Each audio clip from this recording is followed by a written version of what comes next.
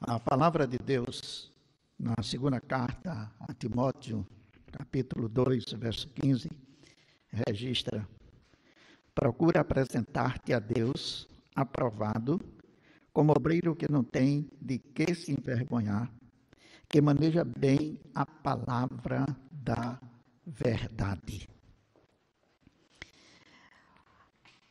O apóstolo Paulo, ele chama a atenção do pastor, professor, profeta, evangelista, homem de Deus, Timóteo.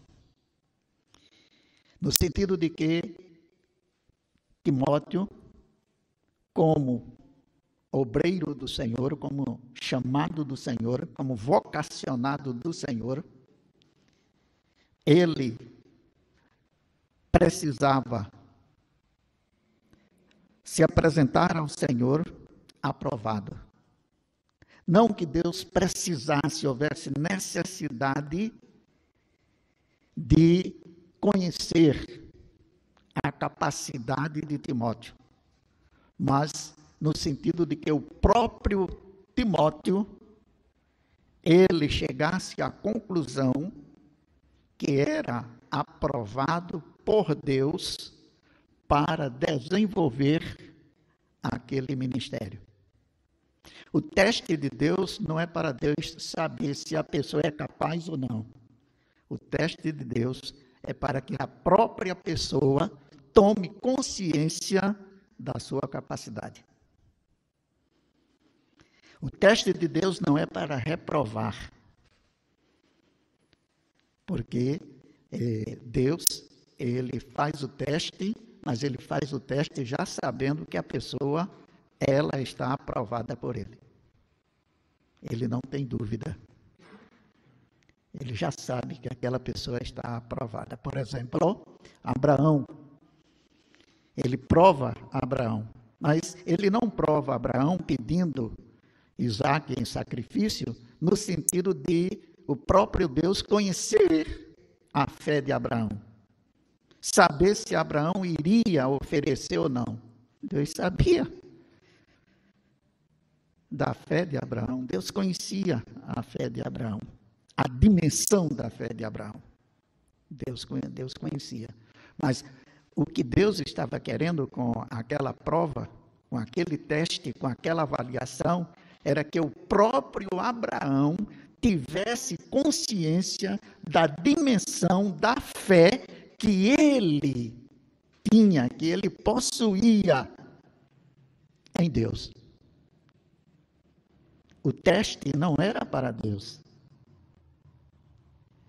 O teste era para Abraão ter o conhecimento de que realmente a fé que ele exercia em Deus era uma fé tal que abria mão do que o Abraão tinha de mais valioso naquele momento, que era o seu filho, que era o filho da promessa. Procura apresentar-te a Deus aprovado, como obreiro que não tem de quê se envergonhar, porque se você não desenvolver a capacidade que Deus lhe deu, você será envergonhado. Então, aprovado, como obreiro que não tem de que se envergonhar, mas que maneja bem a palavra da verdade, a Bíblia. A Bíblia, ela não é um compêndio científico propriamente dito, como a academia apresenta as demais ciências, as demais disciplinas, os demais saberes. A Bíblia não é um compêndio científico na expressão da palavra à luz da academia, das universidades, das instituições de ensino. Mas na Bíblia nós encontramos todas as ciências. As ciências conhecidas e desconhecidas, elas são encontradas na Bíblia. Todas as ciências. Portanto, Se todas as ciências, elas são encontradas na Bíblia, nós precisamos ter pelo menos um vislumbre, pelo menos um início das ciências que são necessárias para que nós possamos manejar bem a Bíblia, possamos manejar bem a palavra. E para isto que nós estamos aqui neste instante. Esgotar o assunto é muita pretensão. É impossível esgotar o assunto, mas até a título de provocação, para que nós possamos buscar ainda mais o conhecimento, possamos adentrar ainda mais nas ciências, porque na medida que nós adentramos, nós penetramos, interagimos com as ciências, nós vamos adquirindo mais habilidade para manejar bem a palavra de Deus. Não é mais tempo de dizer que teologia prejudica o conhecimento da Bíblia. Esse tempo já passou. Quando várias religiões e grupos religiosos combatiam o estudo da teologia como ciência. A teologia sistemática, a hermenêutica, a homilética. Então, havia um combate, mas não é mais tempo, porque todas as ciências, elas estão contidas na Bíblia, na palavra de Deus. Quando nós vamos para Romanos, capítulo 11, a partir do verso 33, nós somos descortinados diante de uma imensidão no que diz respeito ao conhecimento. Romanos 11, 33 a 36. Ó profundidade das riquezas, tanto da sabedoria como da ciência de Deus, do conhecimento de Deus.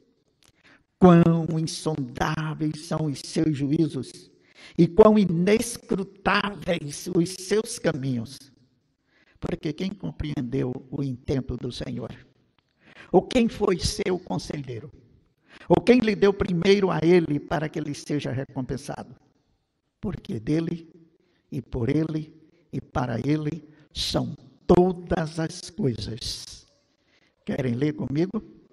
Glória, pois a ele eternamente. Amém. Toda a ciência, ou, no plural, ciências, todo o conhecimento está contido em Deus. E parte desse conhecimento, Deus nos revela através das Escrituras. E esse conhecimento de Deus, ele é complementado através de outros conhecimentos que ele vai capacitando cada um da maneira que ele quer, dentro da necessidade de cada uma dessas pessoas. Então, uma das ciências que nós precisamos ter uma noção para manejar bem a Bíblia, a palavra de Deus, é a antropologia. Antropologia é o estudo do ser humano. É o estudo do homem, no sentido genérico, homem e mulher. Então, antropologia. Precisamos ter uma noção. desse estudo do ser humano. Anotamos algumas antropologias que precisam ser estudadas. Pastor, eu preciso ir a uma faculdade, se tiver a oportunidade, que eu faça. Se não, o próprio Deus, Ele dará condição a cada um de nós para também adentrarmos neste conhecimento. A antropologia dualista. A antropologia dualista, ela foi apresentada por Platão, que viveu de 427 a 347 a.C. É uma doutrina que admite a coexistência de dois princípios, geralmente opostos, bem e mal. Mente, no caso, e corpo. Espírito que está dentro e matéria. Yin e Yang, bem e mal, amor e ódio. Então, Platão, ele trabalhou em cima disso e queimou as pestanas, estudou e desenvolveu. Alguns dizem que ele nem existiu, mas isso já é outro estudo. Mas se existiu ou não, de alguma forma, o que é posto e o que Platão ele divulgou tem chegado até nós. E é preciso que se tenha um pouco de conhecimento dessa antropologia dualista, bem e mal, amor e ódio, que permeia o ser humano. Mas uma antropologia escolástica. Tomás de Aquino, que viveu de 1227 a 1274 depois de Cristo, é o conjunto de doutrinas teológicas, mas dentro de uma linha filosófica. Aí ele vai trabalhar razão, professor, mas ele vai trabalhar também fé, professor. Ele trabalha uma antropologia dualista de Tomás de Aquino. Eu tenho que ler tudo o que Tomás de Aquino escreveu? Não. Mas precisa pelo menos saber que alguém trabalhou isso aí. Razão e fé.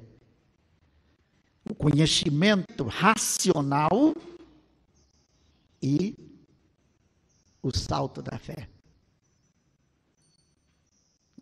Jogar-se. Então, ir em frente. Mesmo que não tenha nenhuma base racional. Mas ele trabalha, Tomás de Aquino, ele trabalha razão e fé. Então, ele vai, é o que é conhecido como antropologia escolástica. Antropologia racional de Descartes. Ele vai trabalhar agora essa antropologia, 1596 a 1650 depois de Cristo. Ele defendia que a mecânica explicava tudo. A razão. A mecânica, você quer saber a razão de alguma coisa? Então busca, estuda.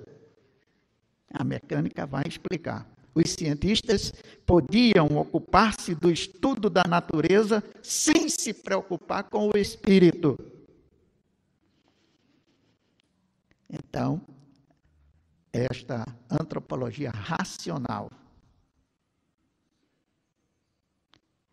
ela esposada por Descartes. Mas a antropologia epistemológica é outro tipo de antropologia. Immanuel Kant, cheguei a ler alguma coisa sobre Kant. Então ele vai trabalhar 1724, 1804 depois de Cristo. O ser humano é o que sabe. Esse conhecimento. Então, ele queria dizer que o mundo da pessoa era do tamanho da linguagem da pessoa. O mundo da pessoa era do tamanho. E ele vai trabalhar. É isso aí. Kant, ele trabalha. E vale a pena dar uma pincelada. Immanuel Kant, vale a pena dar uma lida. Sem se impressionar muito, mas fazendo a escolha daquilo que serve para cada um de nós. A antropologia econômica. Essa antropologia econômica, ela foi defendida por Karl Marx. Marx, ele defendia, então, 1818, 1883, depois de Cristo, ele como expoente do materialismo histórico. Até hoje nós temos uma gama aí de seguidores de Marx. A questão nossa aqui não é dizer se é certo ou se é errado, a questão não é essa. Mas que nós precisamos ter um pouco de conhecimento. Por quê? Porque nós encontramos os adolescentes, eles seguindo Marx. Nós encontramos jovens dando a vida por esta antropologia materialista, que é a antropologia econômica, no próprio sentido, difundindo que os bens, eles são comuns a todos. Veio à minha mente agora, quando o Senhor Jesus foi questionado sobre o desperdício de um perfume caríssimo e a quebra de um vaso de alabastro. E ele foi, mas isso aí deveria ser vendido, ser distribuído com os pobres. E parece um paradoxo a resposta de Jesus. E parece que algumas pessoas hoje se esqueceram da resposta dele. Os pobres, vocês sempre terão ao lado de vocês. Nunca deixará de existir pobres. Aí ele vai adiante, mas eu precisava dessa unção agora. Porque conforme ele não explicou, sou eu que estou conjecturando a hipótese, estou falando palavras que Jesus talvez tenha dito de outra forma e que o Evangelho não precisou registrar, mas era como se ele estivesse dizendo, olha, o ritual diz que a pessoa morta precisa ser ungida, precisa ser untada, precisa ter sobre si ungüentos, perfumes. Eu vou morrer e não vou ter esse privilégio. E esta mulher agora, de uma forma inusitada, levada pelo Espírito Santo, talvez sem saber, ela já está, eu vivo, ela já está me ungindo como se eu estivesse morto. Mas ela não esperou que eu morresse, mas em vida ela me ungiu e deu o que tinha o melhor de si. Então, os pobres, Jesus sempre terão. A teologia que esposa de que Jesus veio somente para os pobres é outro extremo. E é preciso que nós tenhamos conhecimento dessa antropologia econômica para não sermos levados por esta doutrina. Conhecer sim, estudar sim, precisamos. O maior econômico de todos os tempos é Deus. É o Senhor. É o maior econômico. É o maior e melhor administrador. É Deus. Mas não nesta doutrina econômica esposada por Karl Marx. Tem muita coisa boa dele? Tem. Muita coisa boa. Temos muito o que aprender com ele? Sim, temos. Agora precisamos da maneira como nós comemos peixe. Tirar as espinhas. Antropologia. Precisamos ter uma noção. Então, é um peso muito grande que está colocando sobre os nossos ombros? Espero que não, porque a maioria, se não todos aqui, eu creio, tem noção disso. Não tem que chegar e dedicar o resto da sua vida nesse estudo, não, mas pelo menos uma noção, um vislumbre. A antropologia fálica. Essa antropologia fálica, ela é defendida por Nietzsche. Então, 1844, 1900 depois de Cristo. Ele defende que o universo esmaga o ser humano. Ele esposa que a vida é horrível. E ele defende que Sócrates, Platão, o judaísmo, o cristianismo e o socialismo alienaram o ser humano. É o que ele prega. É a doutrina que ele defende. Essa é uma antropologia. Antropologia fálica. Fálica é falo, é pênis, é tesão. Fálica. Então, o que nós vemos, os monumentos, desde os tempos antigos até aqui na cidade. Nós vemos, então, está lá ereto, e muitas pessoas não sabem que ali é o símbolo de um pênis. É antropologia fálica. Daí ele propôs substituir esta alienação pela vontade de potência, da qual deveria surgir um super-homem ou super-mulher, além do bem e do mal, superior ao bem e ao mal. É a doutrina que ele defende. É bonita, é linda, empolga. E as pessoas dizem, rapaz, é isto que nós queremos, é isto que eu quero. Quem não quer ser um super-homem? Sair resolvendo tudo, salvando todo mundo, salvando as crianças, salvando os adolescentes, salvando os jovens, salvando os adultos, os idosos, salvando os pobres, salvando os ricos que estão aí com as suas, perdendo suas empresas, tentando suicídio. Quem não quer ser um super-homem, uma super-mulher, para sair salvando o mundo? Então, aí ele está certo. Vamos seguir essa antropologia.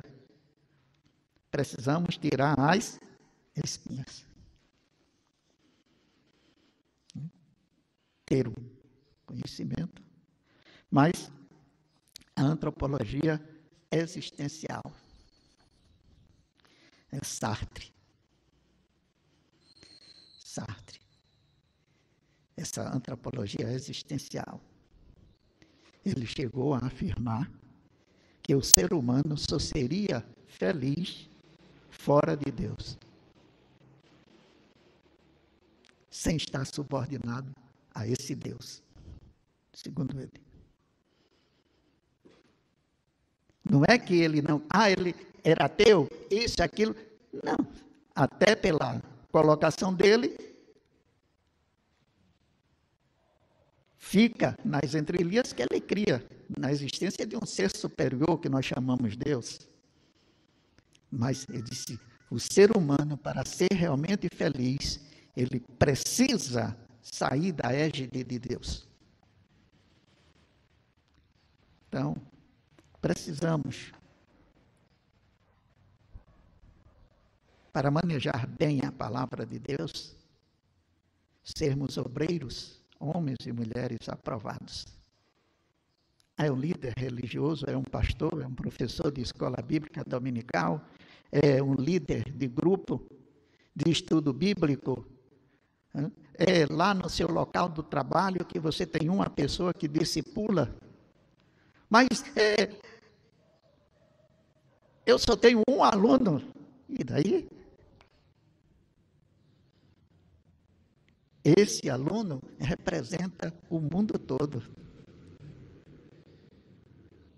E você é responsável por ele. E precisa, se nunca teve e nunca vier a ter outra pessoa para ensinar a Bíblia, a palavra de Deus,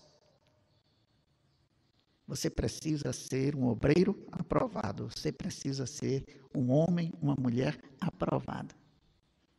E que maneja bem a palavra. Só uma pessoa sim, uma pessoa, mas precisa. Aprovado. Então, Sartre, essa questão existencial, o ser humano é dono do seu próprio destino, definindo o seu projeto e suas próprias ações. Então, não precisa estar guiado, subordinado a ninguém, nem mesmo a um ser superior. Precisa chegar e prestar contas, ou então se entregar voluntariamente. Não precisa. Mas existe a antropologia cristã. É o ser humano consciente de que é ser humano, homem ou mulher,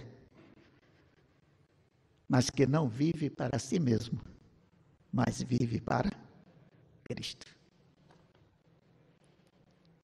Não mais vivo eu, disse o apóstolo, mas Cristo vive em mim.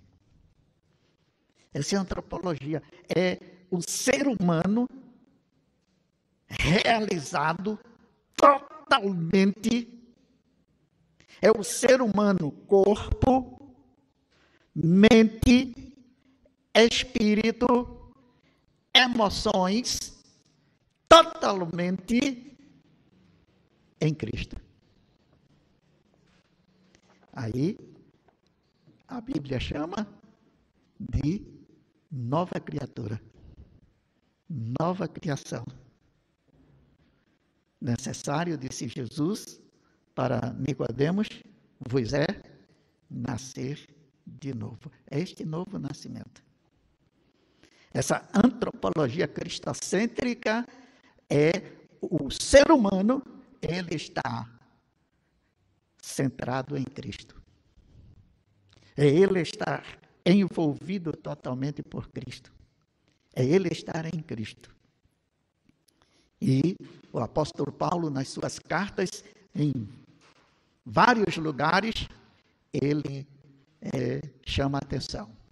Em Cristo, em Cristo, em Cristo, em Cristo, em Cristo, em Cristo. O ser humano, para alcançar o ápice da sua realização como ser humano, aprovado por Deus, precisa estar em Cristo. Vejam, por favor, o apóstolo Paulo, escrevendo aos Coríntios, e ele, entre tantas revelações do Espírito de Deus, ele fala para nós. Vejam, por favor, 1 Carta aos Coríntios, capítulo 2.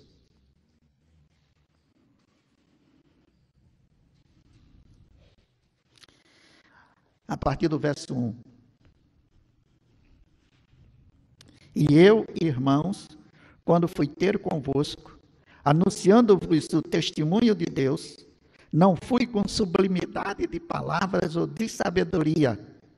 Ele falando no sentido palavras ou sabedoria humana. Não que ele não tivesse, não é isso.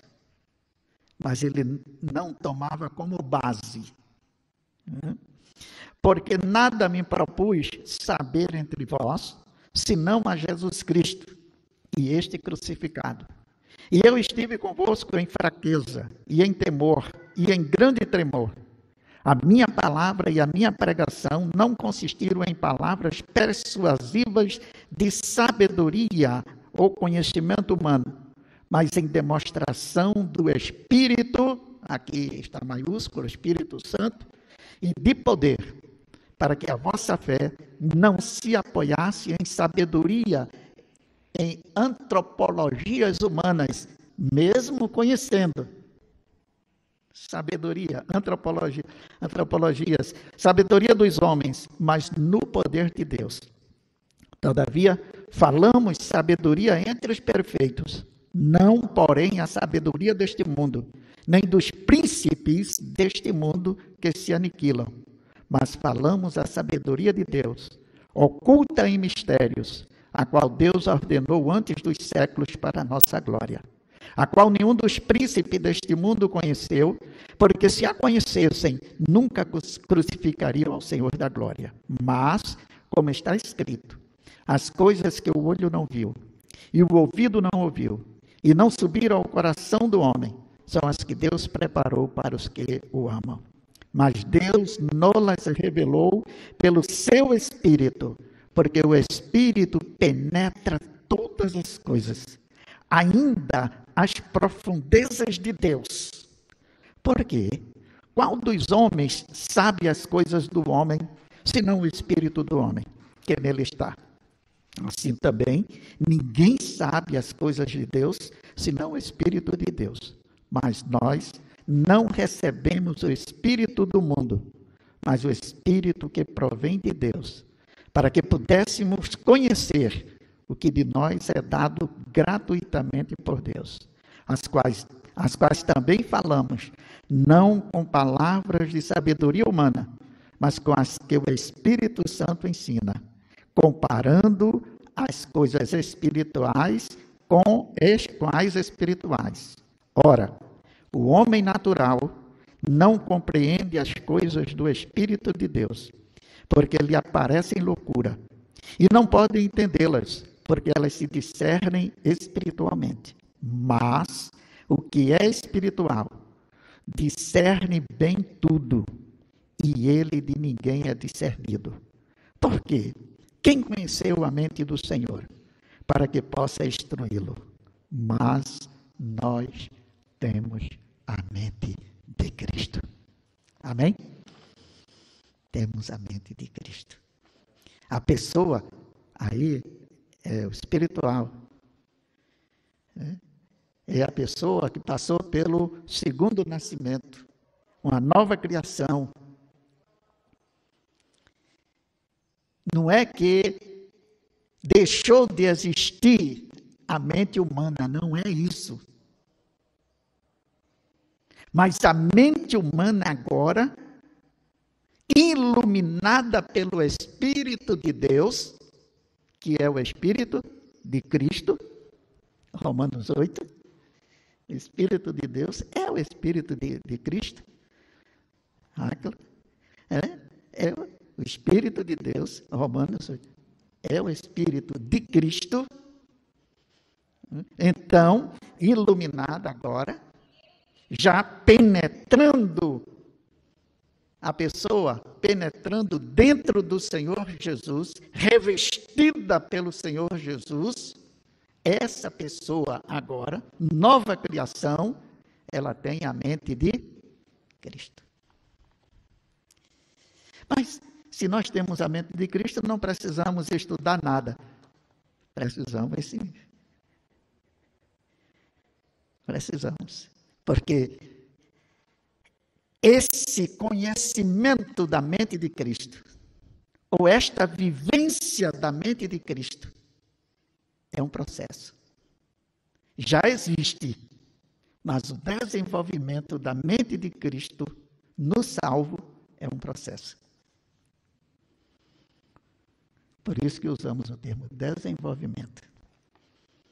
Se a pessoa não busca, se a pessoa não procura conhecer o manual de Deus, científico de Deus, científico sim, eu disse que todas as ciências estão contidas aqui.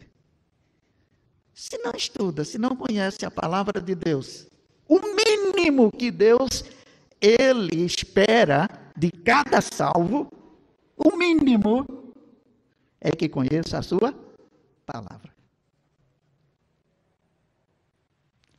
É o mínimo que Ele espera de cada salvo. É que conheça a palavra. Nós temos a mente de Cristo, já temos.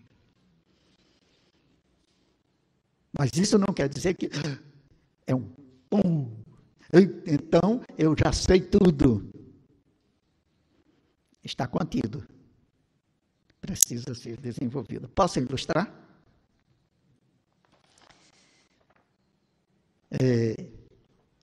O átomo, muito pequeno, ínfimo, mas na hora que o átomo ele foi partido, explodiu. Expandiu sua força. A bomba atômica, aí vem Hiroshima e Nagasaki, e ali a região ao redor, tem lugar em Hiroshima e Nagasaki que até hoje não nasce nada. O poder atômico. Mas o átomo,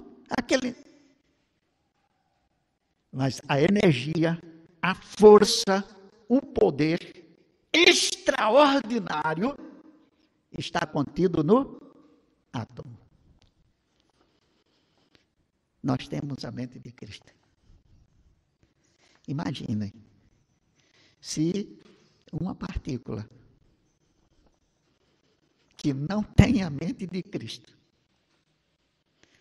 tem um poder extraordinário de matar e de curar.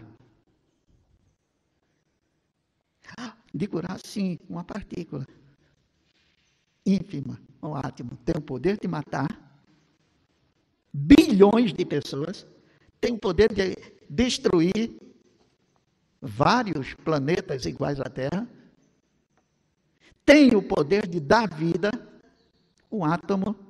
Imagina o ser humano que tem a mente de Cristo. Precisamos fazer o quê? Penetrar nesta mente de Cristo. Não para destruir as pessoas em si mesmas, mas para que o mal seja destruído e para que o bem ele possa prevalecer em nós e através de nós. Precisamos alcançar a criança, precisamos alcançar o adolescente, precisamos alcançar o jovem, o adulto, o idoso, precisamos alcançar todas as pessoas através da palavra. 2 Timóteo 2,15, procura apresentar-te a Deus aprovado como obreiro que não tem de que se envergonhar, que maneja bem a palavra. Precisamos conhecer a palavra? Sim. Mas nós precisamos conhecer também as ciências, apresentadas por esta palavra. Tem o que se chama de psicologia do senso comum. Tem uma sabedoria do senso comum. Qual é a psicologia ou a sabedoria do senso comum? É aquela sabedoria que é aceita por todos. Que pode ser verdadeira ou não, mas todos aceitam. E aceitam como verdade. Exemplo. As pessoas acreditavam que o Sol, ele girava em torno da Terra. A psicologia do senso comum. O senso comum. Todos aceitavam. Veio quem? Galileu. Entre outros, mas o destaque é para Galileu. Aí Galileu disse, não, que é isso? Aqui, ó, eu provo a vocês que é a Terra que gira em torno do Sol. Eu tenho provas científicas aqui. E os cristãos chamaram Galileu e disse, ou você nega isso aí, ou vai ser morto. Por quê? Porque o senso comum acreditava piamente que era o Sol que girava em torno da Terra. Galileu abriu mão para não ser morto.